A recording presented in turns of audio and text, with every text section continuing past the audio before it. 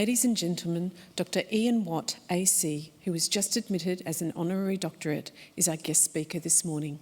Please join me in welcoming him.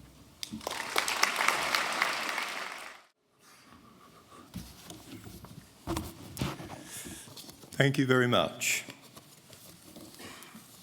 Chancellor, Vice-Chancellor, distinguished guests, graduates, most of all graduates, but this is definitely your day, partners, family and friends. I wish to acknowledge the traditional owners of the land on which we meet today and, in the spirit of reconciliation, their elders past and present. I'd like to sincerely thank this great university for the honorary degree of letters conferred on me today. I deeply appreciate the honour and accept it with great humility. I'm also delighted to have the opportunity to address today's graduates. To each of you, I offer my congratulations. In graduating and getting this far, you've shown that you are highly intelligent, have strong analytical and conceptual skills, can master difficult subject matter, and are genuinely motivated, resilient, and hard-working. These attributes are valuable, and they will help you build a successful career. And so is the education that is being recognised here today. Let's reflect on the impact of education. There are two quotes I'd like to share with you. One is from the 19th century American author, humorist, and storyteller Mark Twain. In 1894, Twain wrote, "Training is everything. The peach was once a bitter almond.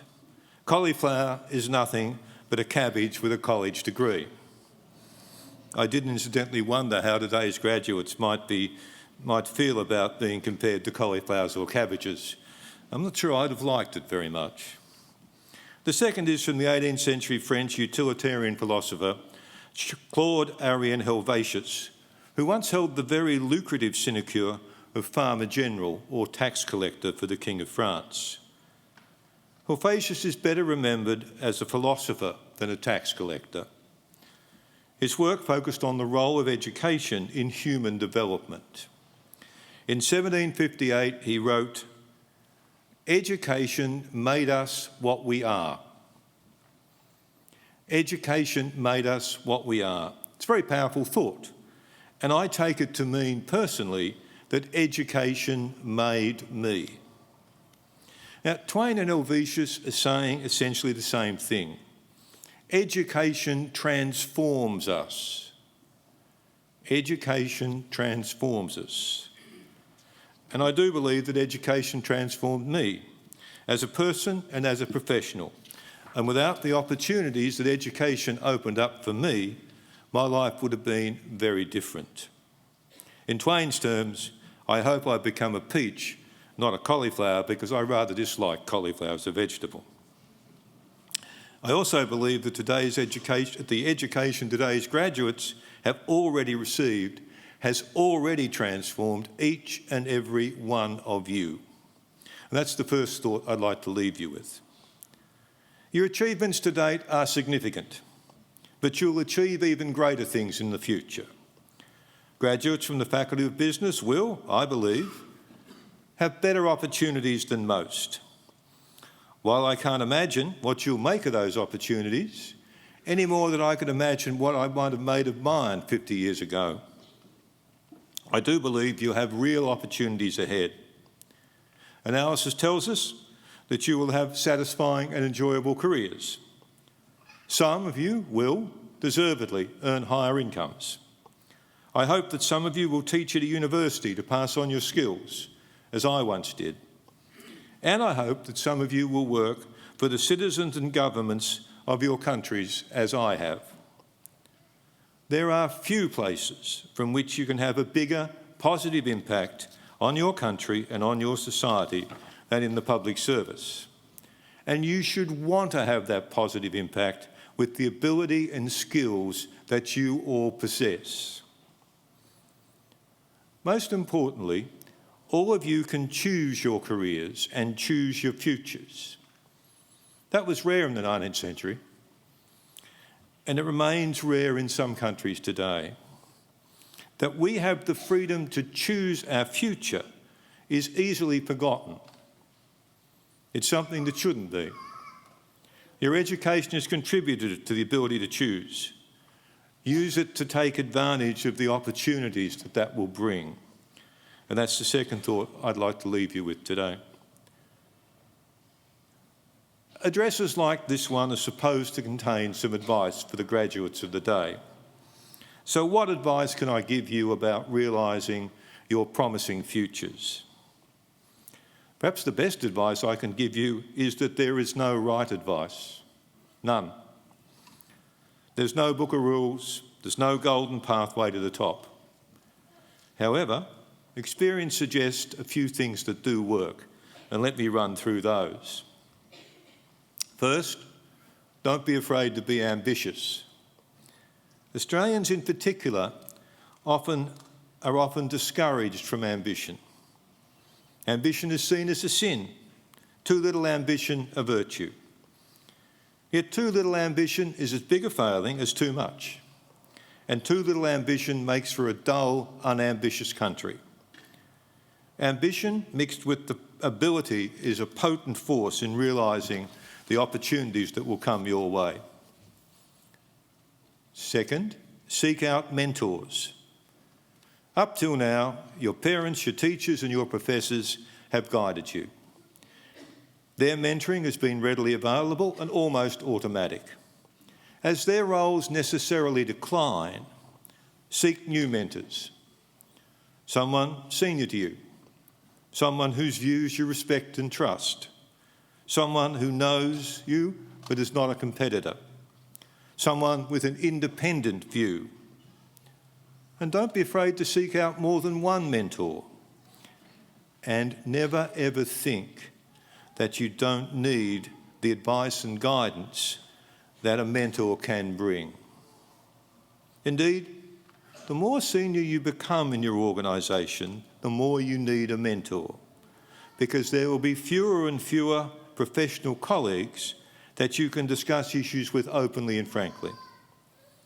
And believe me, CEOs need mentors more than anyone else. Third, build a network for yourself. Networks are essential for business and personal success. Yet many people don't know where to start. The obvious response is start with your people you already know. And all of you know many of the 280 graduates here today. So start your network here today. Fourth, as you become leaders in your chosen field, remember that with leadership comes responsibility. Not just to those you lead, but also to your community, be it your neighbourhood, your town, your city, your country, your religious or ethnic community. After all, it provides an opportunity for you, as a leader, to give something back, to share the opportunities that you have had. Taking the right responsibility for those who you lead brings superior organisational performance. Equally important, executives and firms who involve themselves in their communities are usually more successful in business than those who don't. And executives and staff who get involved usually get great stimulus out of doing so. Finally, you are a privileged group. You've had the support of many and benefited from it. And it is therefore important, indeed I think an obligation, that you support others. Lastly, no matter what your education achievements to date, you are now about to enter the world of lifelong learning. Now, it might have been possible for graduates of my generation to think that graduation marked the end of their formal education. But that's certainly not the case today. Today's rapid technological change, the development of artificial intelligence, and the adjustments required as jobs change or disappear demand stronger and more continuous connections between education and employment than ever before. Education and training will become more flexible to teach new skills quickly and efficiently. That does not mean the end of degrees such as those you've received today, or of universities like this one. Far from it, in fact. But it does mean that learning will be a lifelong adventure for all of you, even more than it has been for me. The idea of lifelong learning is not new. Some time ago, I came across a quote from Robert E. Lee, an American Civil War general, who wrote that, in 19th century terms, the education of the man is never completed until he dies. Now, that's hardly the sort of thing I expected to find from someone 150 years ago, let alone from a Confederate general. That said, Lee lived up to his words. In 1865, after the South surrendered, he pursued his education by becoming president of a small college in Lexington, Virginia. That college has grown today into Washington and Lee University, a very, very well-respected education institution.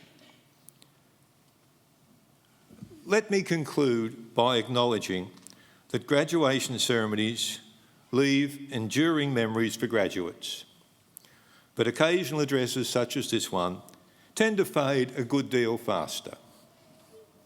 I've got to confess that I have little memory of the 3 occasional addresses I sat through as a graduate. However, if you remember nothing else from what I've said today, I hope you will remember that the education of the man or woman is never complete until he or she dies. And if that helps you shape your future, helps guide you into that future, then I'll be absolutely delighted. After all, education is never complete. None of us should ever stop learning or want to stop learning. And this applies even more in the modern world of fast-paced and fundamental change than it did in Lee's time 150 years ago. I wish each and every one of you all the very best for the great futures I'm sure you will have. Thank you very much.